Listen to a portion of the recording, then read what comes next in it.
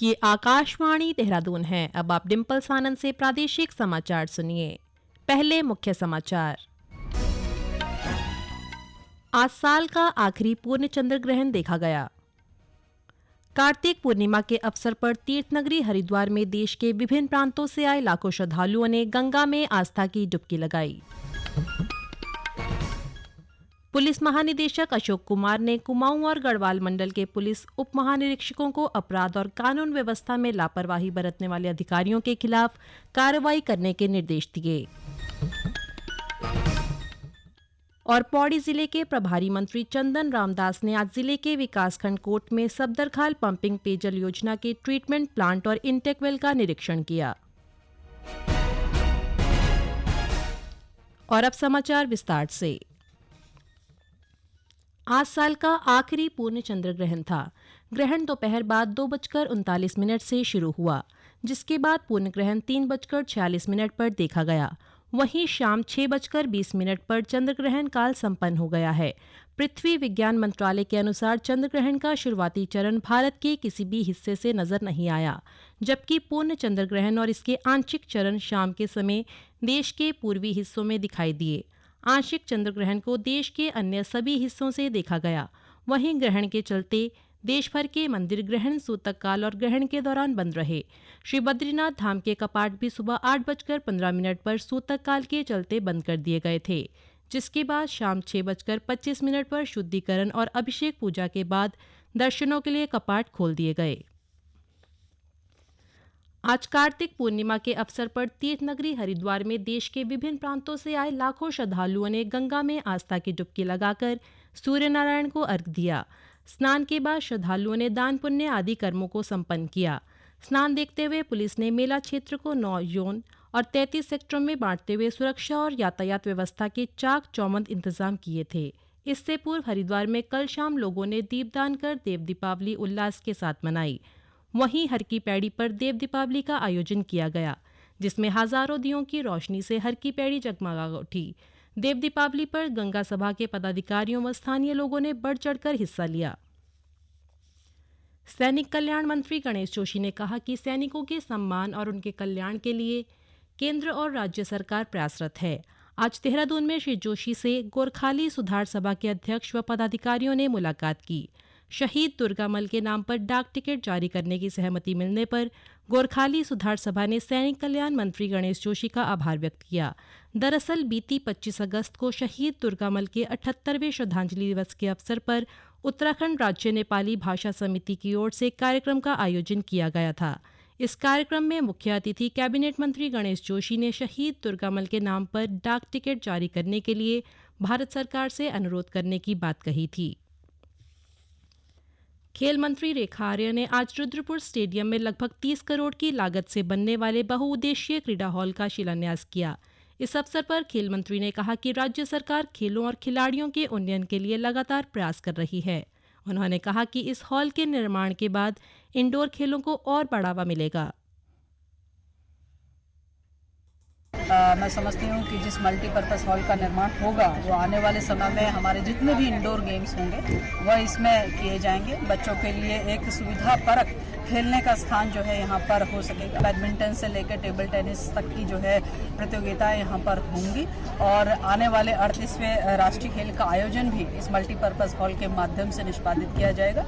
यह multipurpose hall लगभग 30 करोड़ की धनराशि से जो है इसका निर्माण किया जा रहा है और समयावधि कोशिश यही है कि 2023 तक में विद इन अ ईयर जो है यह कंप्लीट हो जाए।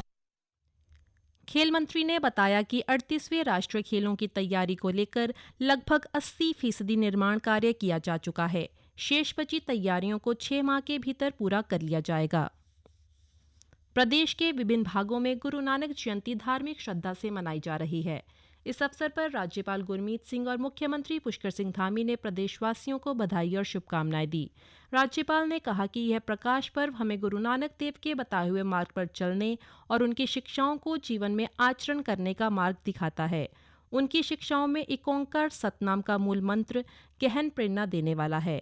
इस बीच श्री सिंह ने देहरादून स्थित गुरुद्वारा गोविंद नगर में आयोजित कार्यक्रम में प्रतिभाग कर मत्था टेका और प्रदेशवासियों की सुख समृद्धि और खुशहाली के लिए कामना की।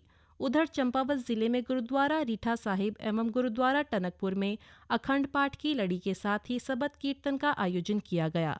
इस अवसर पर सैकड़ों श्रद्धालुओं ने मत्था टेका, मन्नत मांगी व शबद कीर्तन में भाग लिया।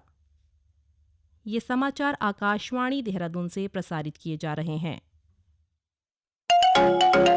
हेलो जागृति जी, मैं सीमा बोल रही हूँ। मेरा नया टीवी खराब हो गया। दुकानदार, कंपनी दोनों से बात की, दोनों ने पल्ला झाड़ लिया। मैं क्या करूँ? आप 1915 पर कंप्लेंट करिए। 1915? हाँ, 1915। यह राष्ट्रीय उपभोक्ता हेल्पलाइन का नया नंबर, जहां नेशनल हॉलिडे के अलावा कभी भी सुबह 8 बजे से लेकर शाम 8 बजे तक आप अपनी उपभोक्ता शिकायत दर्ज करा सकती हैं। अच्छा? हाँ। जागो ग्राहक जागो। उपभोक्ता मामले विभाग, भारत सरकार।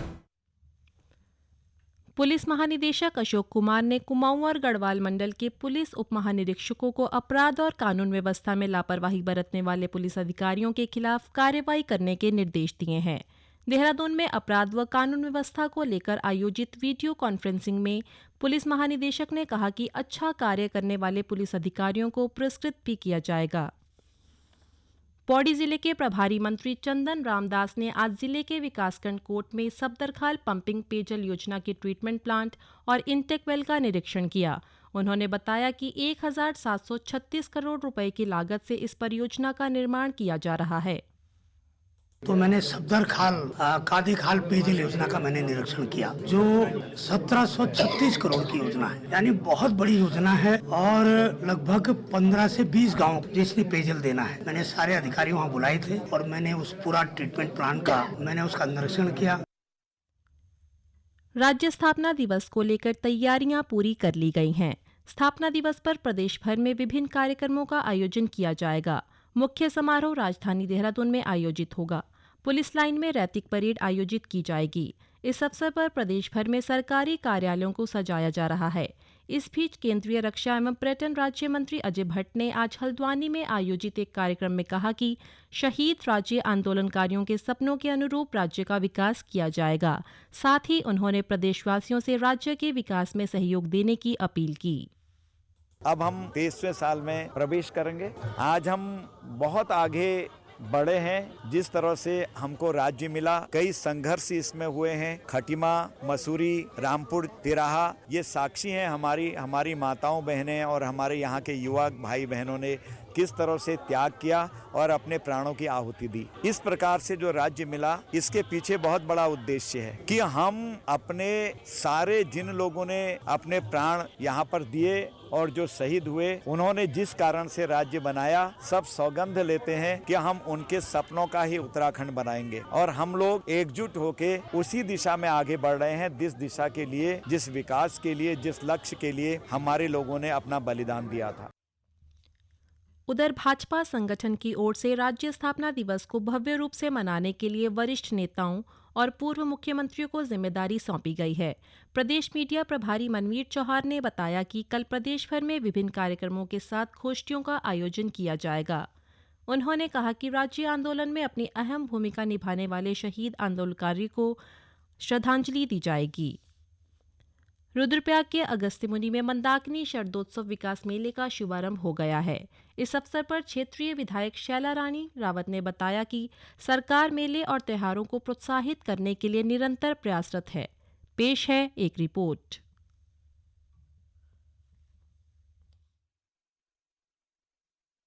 राज्य स्थापना दिवस को लेकर अगस्त्यमुनि में 5 दिवसीय मंदाकिनी शरदोत्सव कृषि एवं औद्योगिक विकास मेला रंगारंग सांस्कृतिक कार्यक्रमों के साथ शुरू हो गया है। मेले का उद्घाटन करते हुए केदारनाथ विधानसभा की विधायक शैला रानी रावत ने कहा कि मेले हमारी संस्कृति की पहचान है, इसलिए इस तरह के आयोजन निरंतर होने चाहिए।